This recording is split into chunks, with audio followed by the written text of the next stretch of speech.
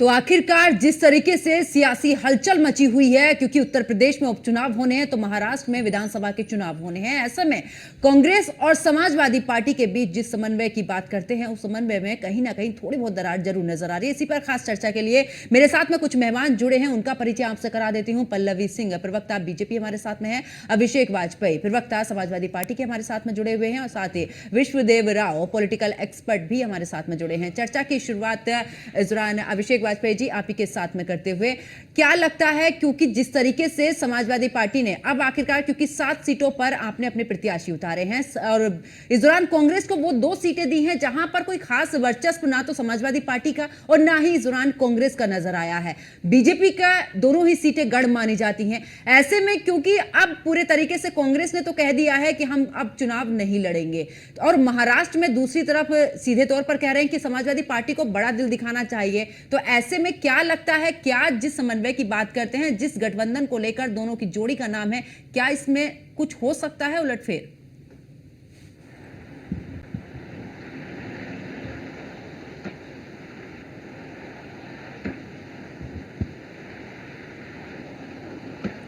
अभिषेक जी, आवाज आ रही है? एक बार फिर से जुड़ने की कोशिश करेंगे।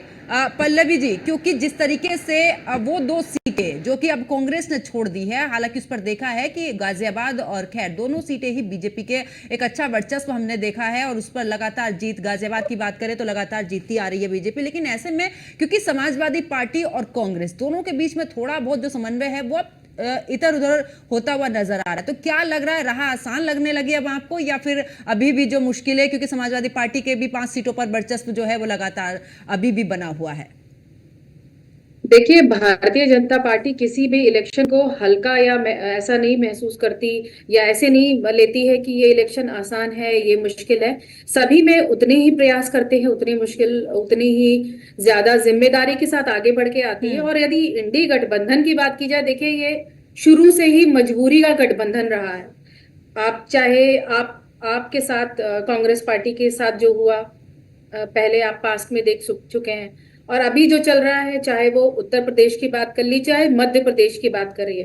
क्योंकि कहने को तो ये कहते हैं कि ये हमारा ये कॉमन मिनिमम प्रोग्राम के तहत हम साथ में आए हैं और सब साथ में आए थे कि माननीय मोदी जी को हरा देंगे, भारतीय जनता पार्टी को हरा देंगे।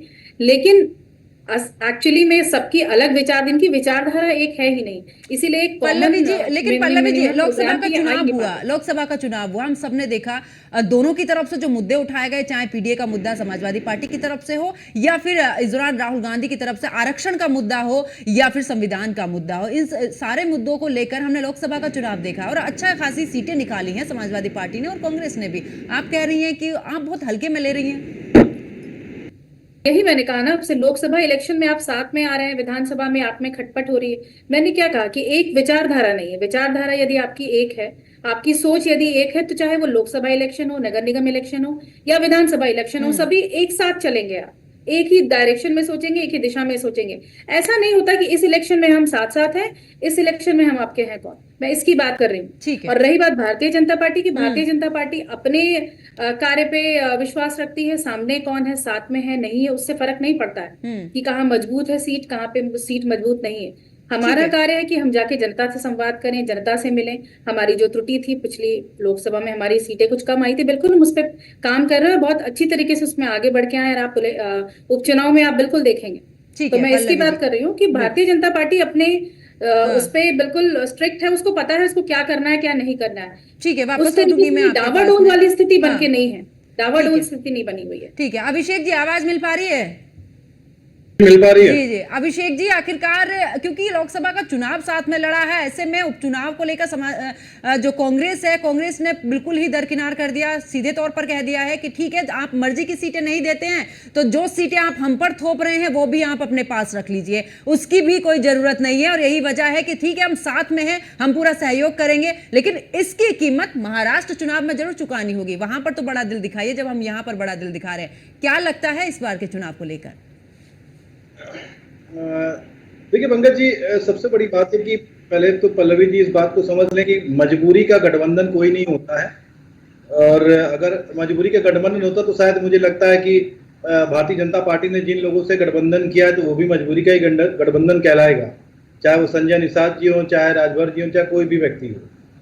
और जहां तक आपका प्रश्न है, देखिए इंडिया गठबंधन बिल्कुल है और चलता रहेगा। दूरगामी उसके परिणाम भी आपको देखने को मिलेंगे। आदरणीय अखिलेश यादव जी ने इस बात को स्पष्ट किया है, जहां पे सीटों में सामंजस्य बैठा करके सीटों उसके रिगार्डिंग हम लोग चीजें मुद्दों को सुलझा भी लेंगे और जनता के मुद्दों पर आके लड़ाई भी लड़ेंगे और लड़ते रहेंगे साथ में रहकर के, चाहे वो महाराष्ट्र हो, चाहे उत्तर प्रदेश हो, या कहीं पे भी हो। और ये अगर आप देखेंगे तो चाहे वो आदरणीय राहुल गांधी जी बैठे साथ में, चाहे वो आदरणीय अखिलेश यादव जी बैठे, कोई भी बैठेगा, वो आपस में सामंजस्य बैठा करके सीटों का जो प्रॉब्लम है वो रिजॉल्व हो जाएगा। इतना बड़ा कोई पैनिक इशू नहीं है।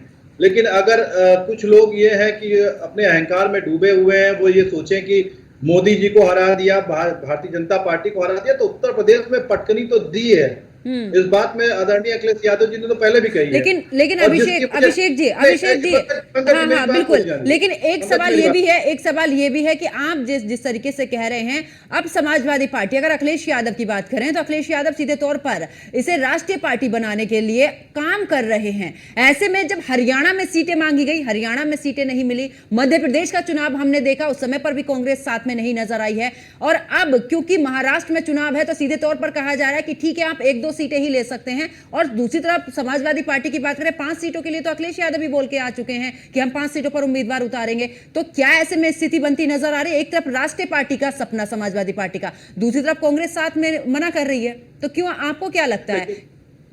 पंकज जी देखिए, क्योंकि ये आला कमान बैठ करके निर्णय लेंगे, और जो आपने बात कही तो मैं बिल्कुल आपकी बात से सहमत हूँ। जो हमने सपना देखा है राष्ट्रीय पार्टी का, सपने देखे जाते हैं पूरा करने के लिए, क्योंकि हम समाजवादी लोग हैं, दिलों में आग आंखों में ख्वाब रखते हैं। तो जब सपना देखा है तो सपना पूरा भी होगा, और क्योंकि हम गठबंधन धर्म निभाते हैं और उसको निभाते हुए आगे बढ़ेंगे भी, क्योंकि अपने साथ के लोगों को लेकर के चलना हमारी आदत, साथ के लोगों को लेकर के चलेंगे।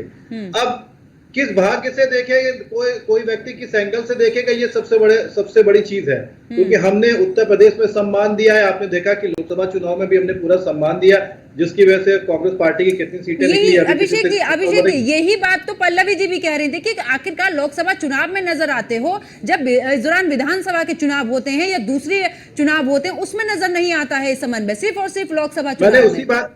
पंकज जी, मैंने उसी क्रम में आगे बढ़ाते हुए कहा कि आला कमान इसको तय करेगा, और बैठ करके हम सामंजस्य बैठा करके सीटों का जो निष्कर्ष होगा वो निकाल करके उसका निवारण कर लिया जाएगा। जो भी रिजल्ट होगा वो आपके सामने जल्द से जल्द आ जाएगा। ठीक है, इंडिया गठबंधन साथ में है और साथ में ही रहेगा। ठीक है, वापस लौटूंगी आपके पास में। और विश्वदेव राव जी, क्योंकि जिस तरीके से दोनों का ही आपने सुना कि बीजेपी कह रही है कि हम तो तैयारी में रहते हैं, और ये जो गठबंधन पहले से ही कहते आ रही है कि ये कोई गठबंधन ज्यादा समय तक टिकने वाला नहीं है, लेकिन क्या आपको भी लग रहा है, क्योंकि लोकसभा चुनाव में हमने देखा है पीडीए का फॉर्मूला, जहां पर अखिलेश यादव कह रहे हैं कि पीडीए के फॉर्मूले ने बहुत अच्छा काम किया, तो दूसरी तरफ कांग्रेस का यह भी कहना है कि यहां पर आरक्षण और संविधान का मुद्दा जिस तरीके से राहुल गांधी ने उठाया है, उस मुद्दे ने काम किया।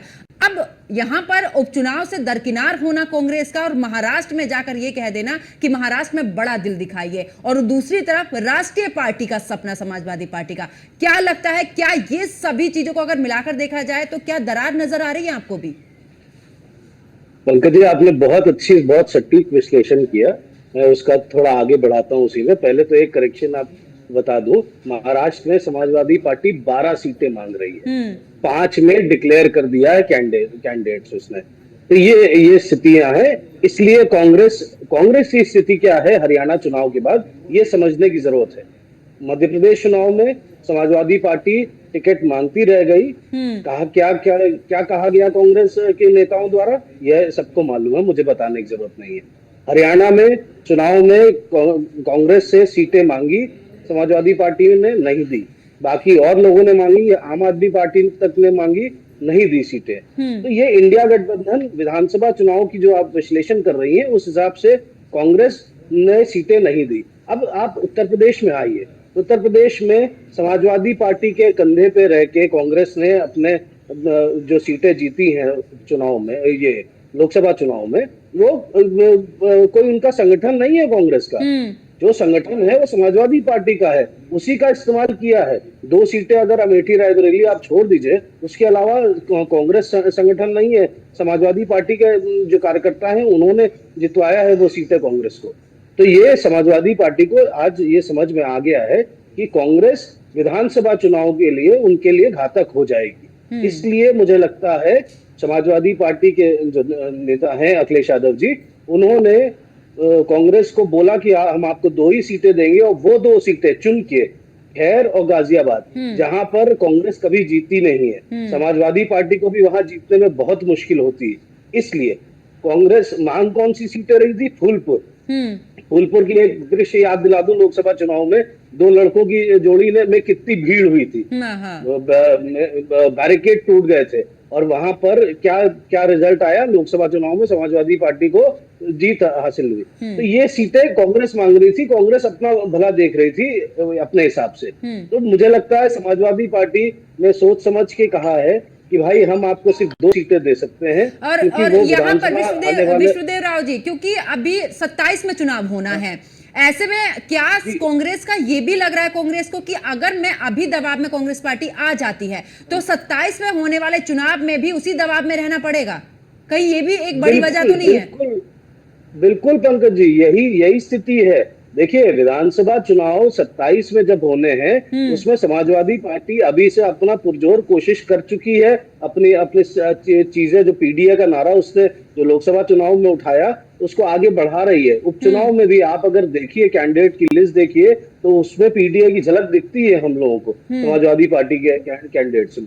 और ये जो इलेक्शन हो रहा है उपचुनाव, इसका बहुत महत्व उत्तर प्रदेश की सरकार, मौजूदा सरकार भाजपा के लिए भी है। उसका रीजन क्या है ये समझिए, क्योंकि जिस तरह से लोकसभा में, उत्तर प्रदेश में खास तौर पे एक पराजय की स्थिति का दृश्य देखना पड़ गया है भाजपा को, अपने सारे चीजें करने के बावजूद। तो कहीं ना कहीं ये 10 सीटों के उपचुनाव में, जिसमें से 9 मिल्कीपुर नहीं हो रही, मिल्कीपुर होती तो और बेहतर आकर्षक होता देखना, हम लोगों को कवरेज के लिए और मजा आता, क्योंकि वहां पर एक बहुत अच्छा प्रतिद्वंदिता देखने को मिलती।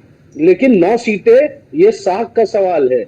ये हमेशा से कहा जाता है, जिसकी सत्ता होती है वही उपचुनाव ज्यादातर जीतती है। तो समाजवादी पार्टी के लिए तो टफ फाइट है ही, लेकिन सरकार भाजपा के लिए भी कोई राहें आसान नहीं है।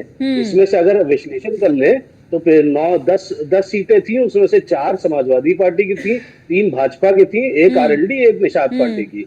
आज आरएलडी और निषाद पार्टी तो भाजपा ने भी कह दिया है कि हम आपको सीटें नहीं देंगे, हम 9 की 9 अपने ही बीजेपी के कैंडिडेट पे लड़ेंगे। ये सूत्रों के हवाले से खबर है, ये पुष्टि नहीं है इसकी। ठीक है, मैं वापस उनकी पल्लवी जी से सवाल ले लेती हूँ। पल्लवी जी, बिल्कुल आपने अभी जो प्रश्न उठाया है कि आरएलडी को लेकर और इस तरीके से निषाद पार्टी को लेकर, पल्लवी जी, क्योंकि आप सवाल अभी उठा रही थी कि क्या लोकसभा में ही नजर आते हैं, विधानसभा चुनाव हुए, दूसरे चुनाव, लेकिन ऐसी चीजें तो बीजेपी में भी हो रही है कि आखिरकार बीजेपी ने सीधे तौर पर कहा है कि यहाँ पर जब उपचुनाव होना है सिर्फ और सिर्फ बीजेपी के ही कैंडिडेट यहाँ पर, तो ये चीजें तो आपकी पार्टी में भी हो रही हैं, कहीं इसका नुकसान तो नहीं हो पाएगा बीजेपी को? देखिए, इस पे अभी कोई क्लैरिटी नहीं है, ना कोई भी क्लियर पिक्चर हुई है। समाजवादी पार्टी की यदि बात करें, उन्होंने अपने कैंडिडेट्स उतार दिए हैं, उनका क्लैरिटी है। 1-2 दिन मुश्किल से आपको वेट करना पड़ेगा, 24 घंटे में सारी चीजें स्पष्ट हो जाएंगी। केंद्रीय नेतृत्व उस पर विचार कर रहा है, कहाँ पे क्या सीटें आनी है, वो बिल्कुल आपको समझ में आ जाएगा। तो ऐसा कुछ नहीं है, अभी हम इस पे टिप्पणी नहीं कर सकते, क्योंकि इस पे कोई भी ठीक है। लेकिन पल्लवी जी, क्योंकि जो 5 सीटें हैं समाजवादी पार्टी की, क्योंकि बीजेपी कह रही है हम ये सेमीफाइनल है और पूरे तरीके से सभी सीटों पर, लेकिन जिस फॉर्मूले की बात कर रहे हैं पीडीए का फॉर्मूला हो, और अब क्योंकि कांग्रेस कहीं ना कहीं साथ तो दे ही रही है, इस दौरान उसका भी फॉर्मूला है, आरक्षण का मुद्दा रहा है, ये सारे मुद्दे उठा रहे हैं। और हमने लोकसभा चुनाव में भी देखा कि मुद्दा काम कर गया। ऐसा तो नहीं है कि धीरे धीरे आप जिसको कमजोर समझ रहे हैं वो कमजोर होते होते अब ऐसा ना हो कि वो ज्यादा स्ट्रोंग हो जाए, दोनों चीजें मिलकर? कहीं ऐसा तो नहीं कि थोड़ी नहीं, बहुत ज्यादा मुश्किलें हो जाएं बीजेपी के लिए? देखिए, मैंने पहले भी कहा, मैं अभी भी कह रही हूँ, भारतीय जनता पार्टी हर इलेक्शन को वैसे ही लेती, मुश्किल लेकर ही चलती है। छोटे से छोटा इलेक्शन हो, नगर निगम, किसी भी चीज का इलेक्शन, सब में पूरी वो 100% 200% अपनी ताकत झोंकती है। तो इसमें हमारे लिए, हम ये नहीं कहेंगे कि ये इलेक्शन हमारे लिए इजी है, ये इलेक्शन फाइट हमारे लिए टफ है। सारे इलेक्शंस टफ ही होते हैं। आपको जनता के बीच में जाना है, जनता के बीच सामंजस्य बिठा के रखना है, आपकी बातों को जनता को समझाना है। ठीक है। तो बिल्कुल हमारे लिए कोई भी टफ, कोई भी फाइट हो, कोई भी इलेक्शन हो, वो आसान नहीं। ठीक है पल्लवी जी, वापस लौटूंगी। और अभिषेक जी, क्योंकि गठबंधन को लेकर कहीं ऐसा तो नहीं है कि अखिलेश यादव अपनी तरफ से कोशिश नहीं कर रहे हैं कि आखिरकार ठीक है गठबंधन अगर टूटता भी है तो सीधे तौर पर जो एलिगेशन लगता है या जिस तरीके से आगे इसका ठीकरा फूटता है वो कांग्रेस पर जाए, यानी कि लाठी भी ना टूटे और सांप भी मर जाए, कहीं ऐसा तो नहीं है? नहीं पंकज जी, ऐसा कुछ भी नहीं है। और गठबंधन साथ में और साथ में ही रहेगा और आगे भी बढ़ेगा, और आने वाले 2027 में भी हम साथ में रहेंगे, कहीं पे भी कोई हमें शक नहीं है। और आदरणीय अखिलेश यादव जी सबको साथ में ले करके चलने में यकीन रखते हैं, और यकीनन कांग्रेस पार्टी साथ में चलेगी। इंडिया गठबंधन का हम धर्म निभा रहे हैं और आने वाले दिनों में उसको पता ही चल जाएगा, क्योंकि हम जो है हम जनता के मूड को देखते हुए, जनता के मुद्दों को देखते हुए हम आगे बढ़ रहे हैं। अब बाकी कांग्रेस के शीर्ष नेतृत्व क्या डिसीजन लेता है ये तो उनके ऊपर ही डिपेंड करता है। ठीक है पल्लवी जी और विश्वदेव और अभिषेक जी, आप सभी मेरे साथ में मेहमान जुड़े, आप सभी का बहुत बहुत शुक्रिया। तो देखिए जिस तरीके से अब यहां पर कांग्रेस और समाजवादी पार्टी के बीच की जो हलचल चल रही है, सियासी हलचल, क्योंकि एक तरफ कांग्रेस सीधे तौर पर उपचुनाव में जो 2 सीटें मिली है उस पर पूरे तरीके से सहमत नहीं है, और यही वजह रही है कि कांग्रेस ने अब पूरे तरीके से दरकिनार हो चुकी है और कहा है कि आप सभी सीटों पर समाजवादी पार्टी ही अपने कैंडिडेट उतारे। और ऐसे में क्योंकि महाराष्ट्र में चुनाव होना है तो वहां पर अब जब उत्तर प्रदेश के अंदर समाजवादी पार्टी के साथ में कांग्रेस पूरे तरीके से पीछे हट रही है, तो वो कह रही है कि बीजेपी इस दौरान समाजवादी पार्टी पूरे तरीके से आगे आके फ्रंट फुट पर खेले। तो ऐसे में महाराष्ट्र में भी बड़ा दिल दिखाए और फ्रंट फुट पर ही इस दौरान कांग्रेस को यहां पर खेलने दे। तो ऐसे में क्या यह समन्वय बना रहेगा या फिर यहां पर एक बार फिर से, क्योंकि जिस तरीके से पिछली बार की तरह ही एक बार फिर से यही मुद्दा उठ रहा है कि क्या एक बार यहां पर दरार पड़ती नजर आएगी? क्या 27 तक का चुनाव का इंतजार हो पाएगा या फिर उससे पहले ही दोनों पार्टियां अलग हो जाएंगी? इसी पर सभी की निगाहें बनी हुई है। मेरे साथ फिलहाल इतना ही। आप देखते रहिए न्यूज़ 1 इंडिया। नमस्कार।